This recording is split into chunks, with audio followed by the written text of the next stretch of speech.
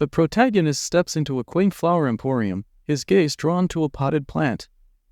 With curiosity piqued, he inquires of the saleswoman whether the flora is indeed an Aiococcus. She responds, her smile illuminating the space, explaining that the leaves resemble coins, hence it is colloquially known as a money tree. This plant is often bestowed as a token of goodwill during the inauguration of businesses.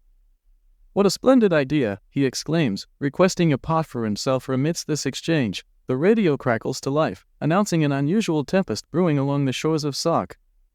The officials label it a mere natural spectacle. The saleswoman, while wrapping the potted plant, expresses skepticism about the storm's innocuous nature. "Who would accept this as just a natural occurrence?" she queries, glancing at him. The protagonist, Minjun, contemplates with an air of tranquility, musing that the repercussions of such a titanic clash cannot be easily obscured. In the recesses of his mind, he vividly recalls a colossal dragon soaring before him.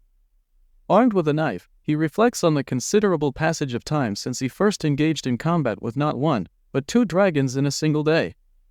Minjun, poised in a defensive stance, prepares for yet another encounter with a dragon's ferocity. The saleswoman, with a hint of intrigue, remarks on the strangeness of their world. Minjun, maintaining his composure, affirms her observation as he takes possession of the wrapped plant. Exiting the shop, he finds a taxi idling at the curb, promptly boarding and instructing the driver to take him to Sei. He ponders the oddities of life, questioning the very essence of normalcy in a realm populated by creatures resembling orcs, goblins, and elves. All traversing the crosswalk, the driver, a burly orc, queries Minjun about his lack of leisure. "What brings you here?" he asks. Minjun, with a hint of resignation, replies that he is merely here for work. He elaborates on a tale of a distant star at the galaxy's fringe, featuring a man who has toiled for 800 years. With eyes closed, he confesses his aversion to work. The driver, echoing a sentiment of universal struggle, posits that all labor is ultimately for sustenance and a better life. Minjun responds contemplatively, asserting that existence in this world necessitates labor merely for survival, as if echoing a collective lament. Later, Minjun finds himself ensconced in an office, where the words "patient examination" adorn the wall near the entrance. He confides in the doctor that the monotony of work has rendered him deranged. "Is there no alternative to living without this drudgery?" Minjun inquires.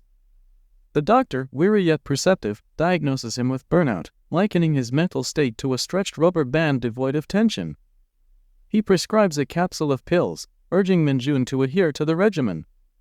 Bewildered, Minjun contemplates the physician's observations as he receives the capsule, absorbing the weight of the doctor's words. With a sardonic flair, the doctor mentions the next appointment will be in 23 years, a reflection of disbelief at Minjun's desire for a work-free existence.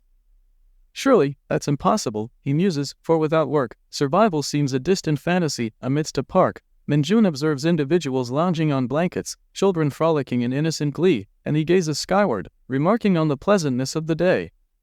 Suddenly, a danger alert blares from every phone, urging residents to seek shelter. Simultaneously, Minjun's phone rings. It's Katie, delivering news of a job opportunity. "Is it bank robbery?" he inquires, to which she affirms, as expected from Korea's top agent. He grimaces at the prospect, finding it monotonous. Before long, police officers beseech the crowd to retreat, prioritizing public safety. Amidst the chaos, young Pal, an orc with a serious demeanor, assesses the situation. Minjun, addressing young Pal, seeks clarity on the number of criminals involved. With a nod, young Pal confirms there is but one. Minjun, identifying himself as a police inspector, requests to simplify his expression. Young Pal, bewildered, asserts his face is always as such. As the inspector informs him of 4 hostages, all unconscious save one, Minjun asserts his understanding and determination to take charge. Young Pal, perplexed, seeks clarification on what Minjun intends to assume. The agent, with unwavering confidence, proclaims he will handle the situation, leaving young Pal to ponder the unusual circumstances. With a flourish, Minjun extracts papers inscribed with spells from his pocket, enveloping the vicinity in a blue hue. "I am departing," he declares. Young Pal, brandishing a red stick, instructs the officers to clear the area, leaving the immigration department to manage the rest. A police officer, bewildered, questions the presence of Minjun, intrigued by the role of the immigration department in apprehending foreign criminals. Young Pal, serious yet slightly amused, explains the distinction between the immigration office and the immigration department, emphasizing that Minjun's role concerns special foreigners. The officer, sheepishly admitting to his lack of understanding, reveals his night shift schedule left little room for academic pursuits. He studies his phone, identifying his target, Kangoo, a 21-year-old unemployed individual who recently registered as a special ability user. Suddenly, a bench hurtles towards him, which he deftly dodges. Recognizing Kangoo's telekinesis in action, with fury, Kangoo grips a wounded man by the hair, demanding to know who dared to intrude. Minjun, undeterred, asserts that the hostage must be released. Kangoo, dismissive, refuses to comply, and Minjun warns him one last time. The confrontation escalates, with Kangoo's eyes glowing with anger, as he laments the paltry stipend he receives, questioning the fairness of his plight. In a moment of introspection, Kangoo recalls his initial intent to collect his stipend and the strange encounter with an elderly woman that left him in agony. His thoughts, however, are interrupted as Atria emerges, her presence commanding attention. Kangoo recoils, horrified to discover green liquid on his hand. Minjun, undeterred, reveals the criminal's identity, a notorious figure from the Odin dimension, responsible for heinous acts. He brandishes a knife coated in a purple substance, declaring that Kangoo had his chance, but squandered it. The atmosphere thickens with tension as Minjun cuts his own hand, allowing his blood to drip onto the floor. Atria's demeanor shifts, sensing the dark magic emanating from Minjun, a force born of pain and sacrifice, forbidden in some realms yet permitted under certain conditions. With a sly grin, she contemplates the life force he expends, her monstrous transformation hinted at by the eerie smile that plays on her lips, punctuated by the sharp blades sprouting from her back. In this world of duality, where magic and reality intertwine, Minjun stands resolute against the encroaching darkness, embodying the struggle between survival and purpose. In a moment charged with tension, the air thick with anticipation, she declares her intention to usurp his power, proclaiming it as her own. Minjun, with a flick of his wrist, casts an incantation, sending ethereal blades hurtling toward his back. Yet, in an unexpected twist, a colossal demon emerges from the depths of the floor, annihilating her assault. Her expression morphs into one of astonishment as she exclaims the sheer magnitude of this phenomenon, pondering how an unremarkable individual could wield such formidable dark magic. The staggering cost of life force he expended weighs heavily on her mind, half of his existence sacrificed merely to confront her. With a mixture of fear and curiosity, she inquires about his true nature. Minjun, his crimson eyes gleaming with uncertainty, admits he is unsure of his identity. Her shock deepens, the complexity of his motives eludes her grasp, leaving her in a quandary. Should she remain a passive observer? As if on cue, threads erupt from her back, but Minjun, propelled by his demonic ally, leaps upon her, rending her form apart. The severing of her head from her body is a brutal testament to his strength, leaving her in disbelief at his prowess. An agent approaches, querying her condition, probing whether she is in agony or facing something far worse than anticipated.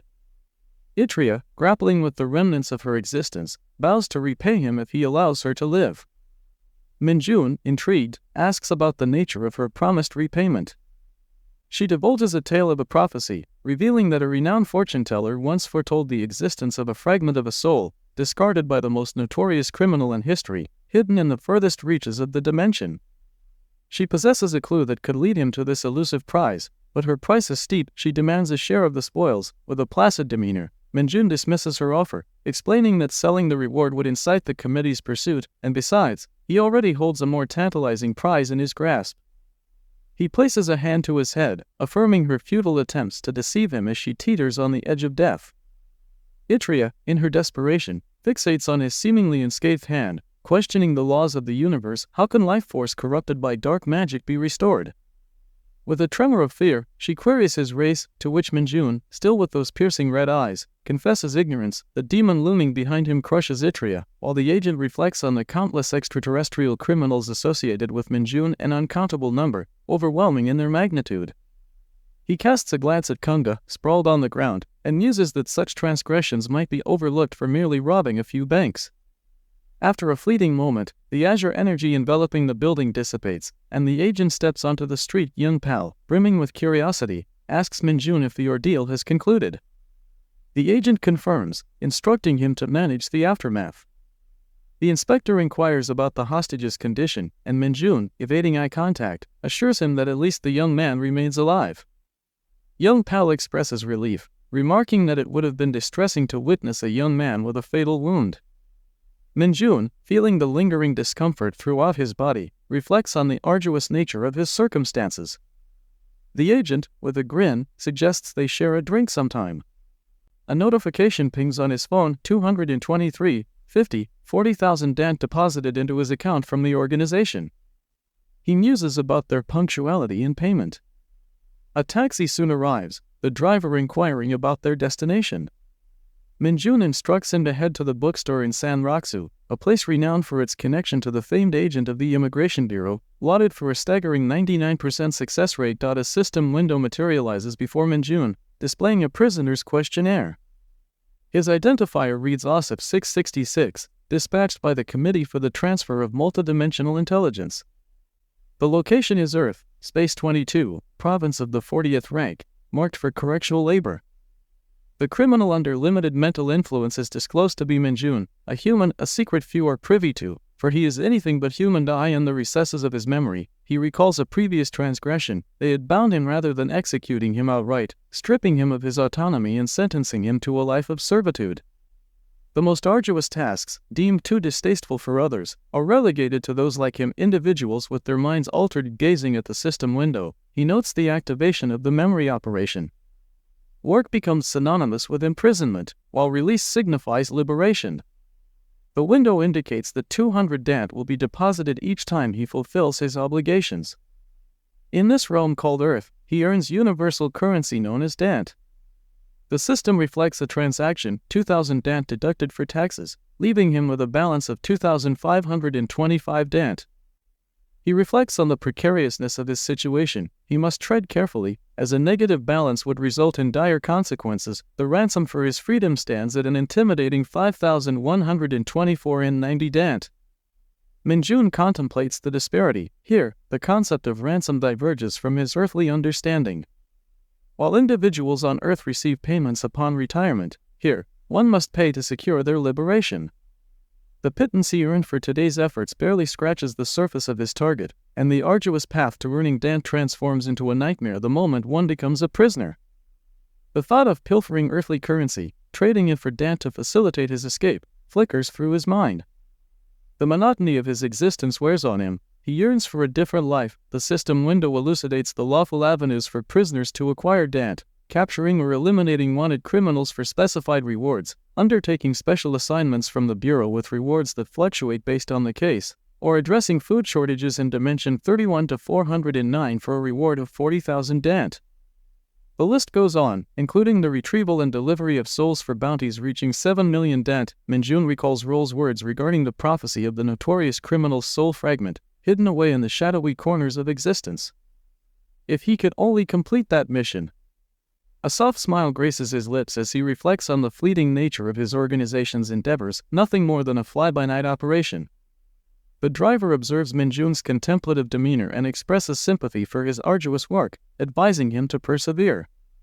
Minjun, already weary, thinks it's time to depart. He has lingered too long. Time passes, and Kampo finds himself in an office, facing his superior. The boss, with an air of authority, queries him on the most effective methods for eliminating his superior.